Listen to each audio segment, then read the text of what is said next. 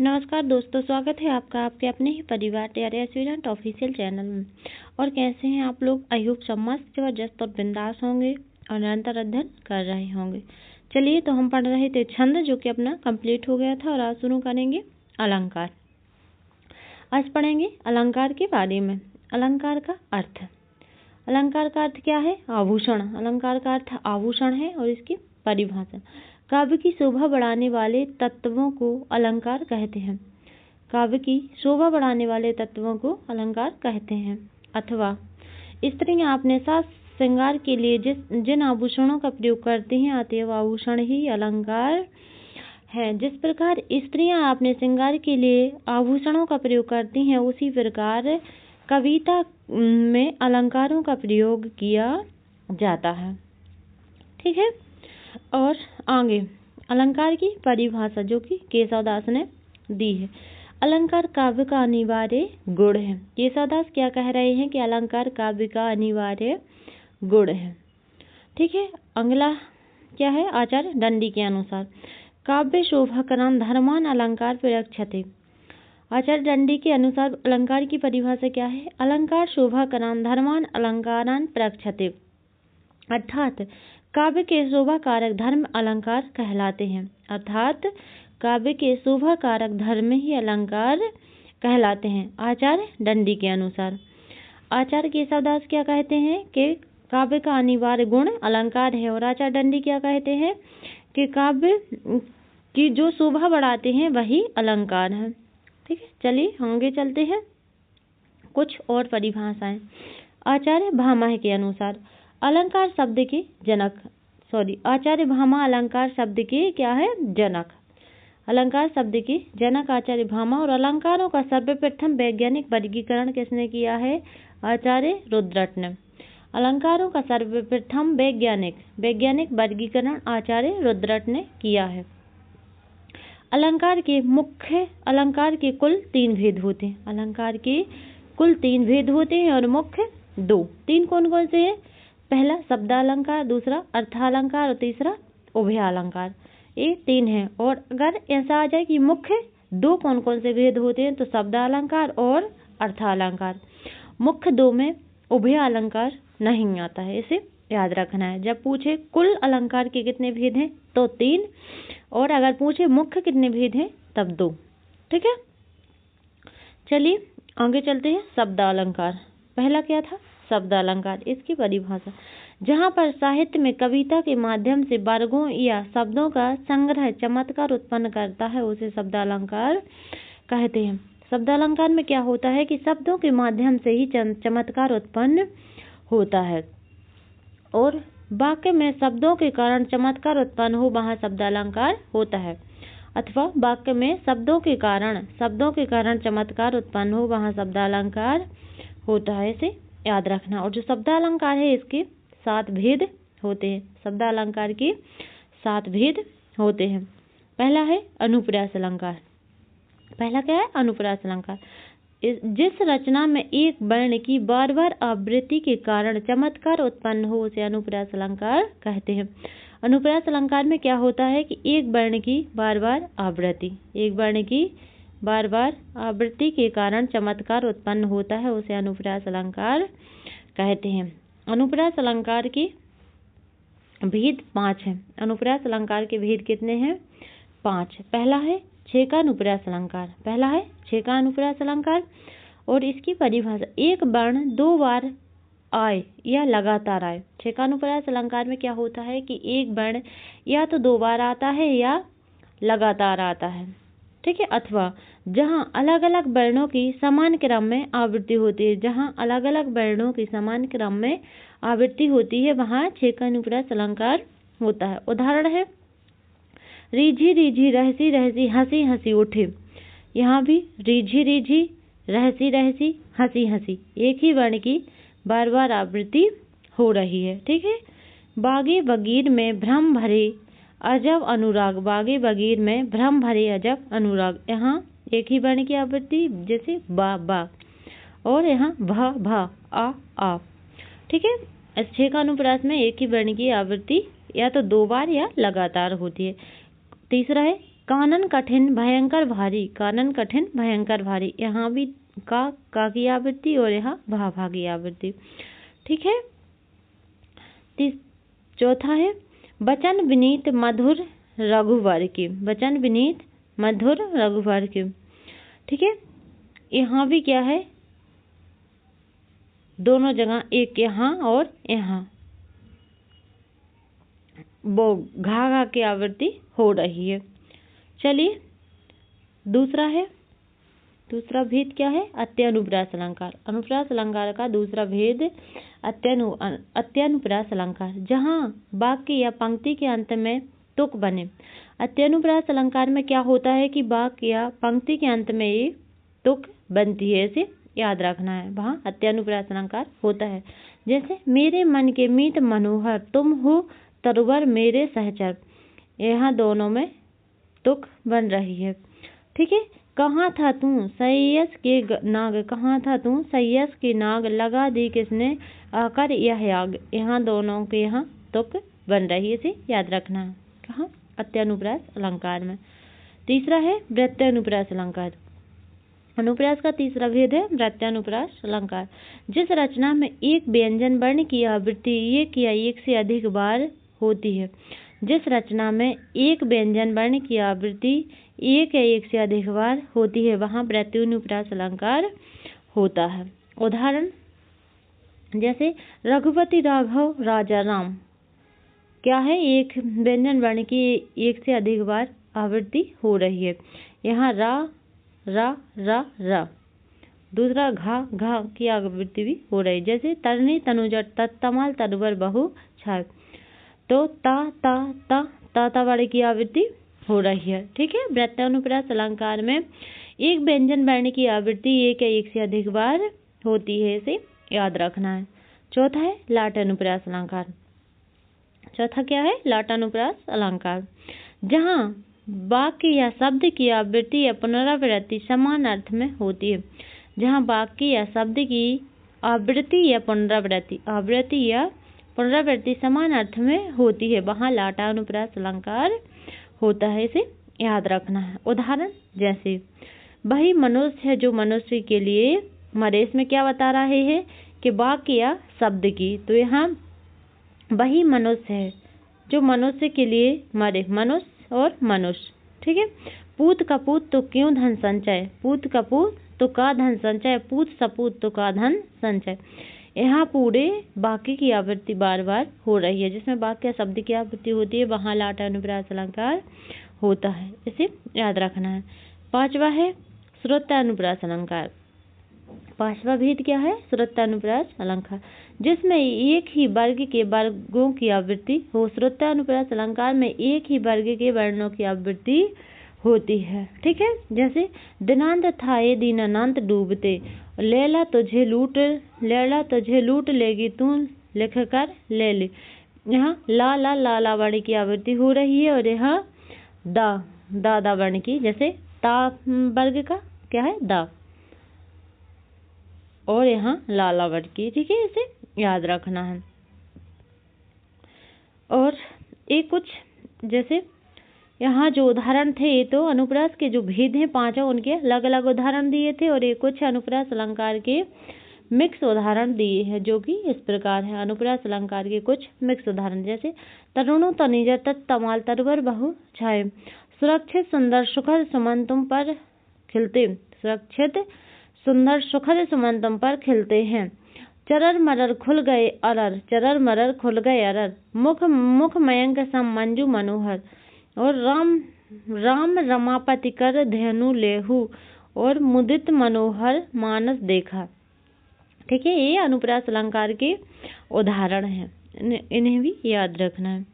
दूसरा भेद क्या है, यमक अनुप्रास अलंकार। शब्दालंकार का दूसरा भेद क्या है, यमक अनुप्रास अलंकार, जब एक ही शब्द दो या दो से अधिक बार आए और उसके अर्थ अलग अलग हों। जब एक ही शब्द दो या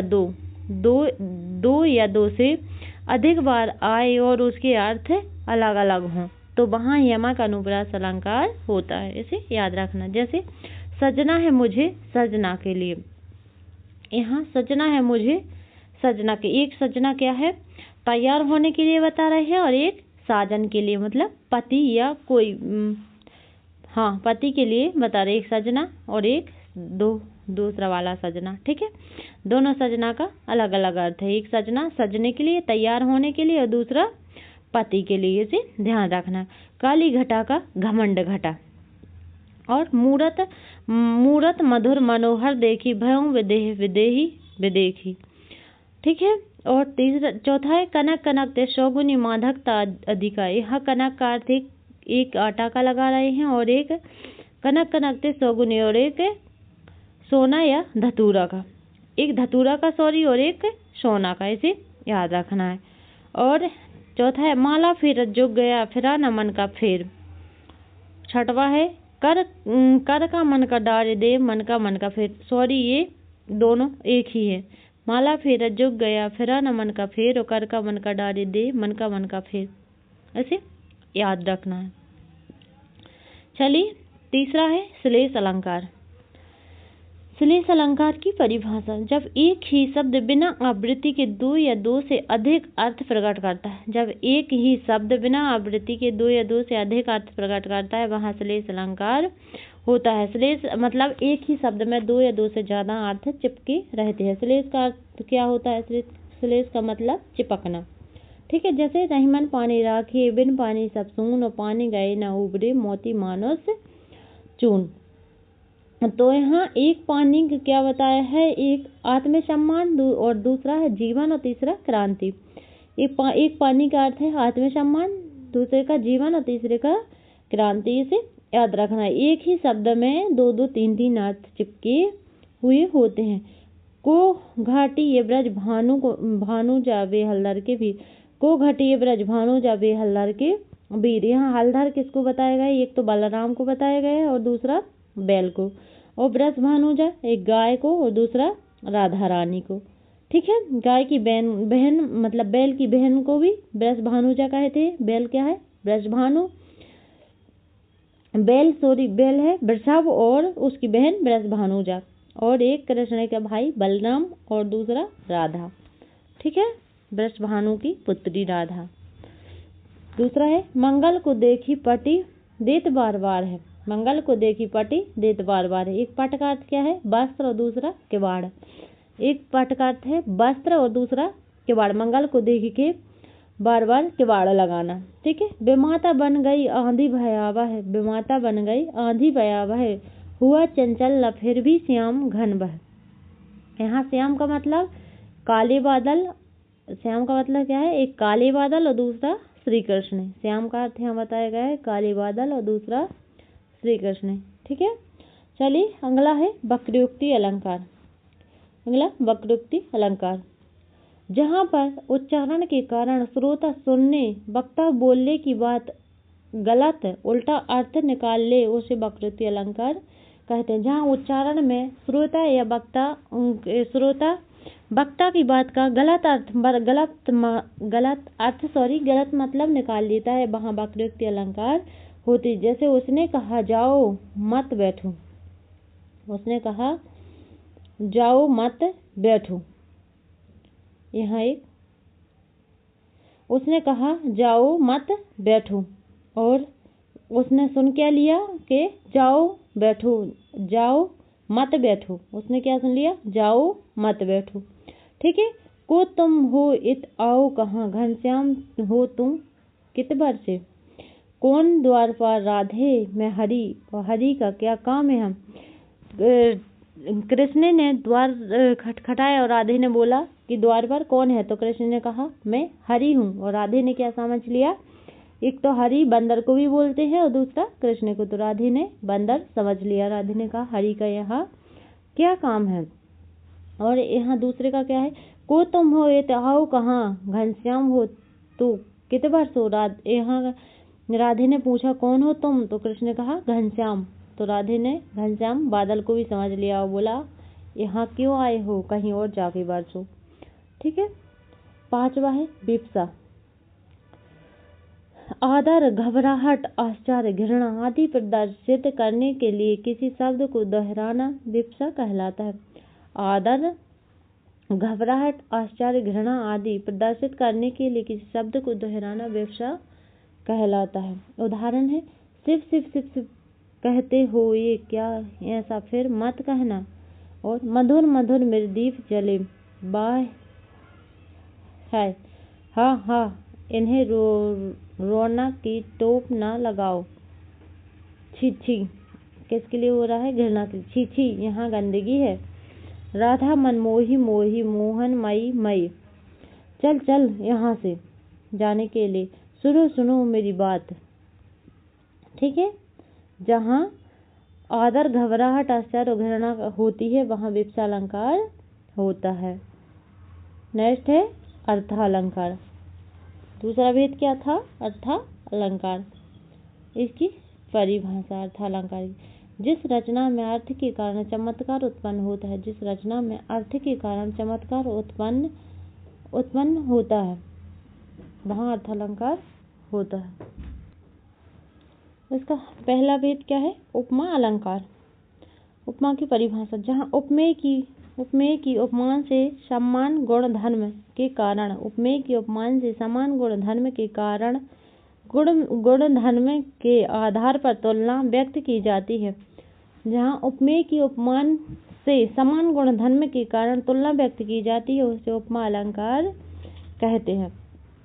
और उपमा के 4 अवयव हैं। उपमा के 4 अवयव हैं, इसे याद रखना है। चलिए देखते हैं कौन कौन से हैं। पहला है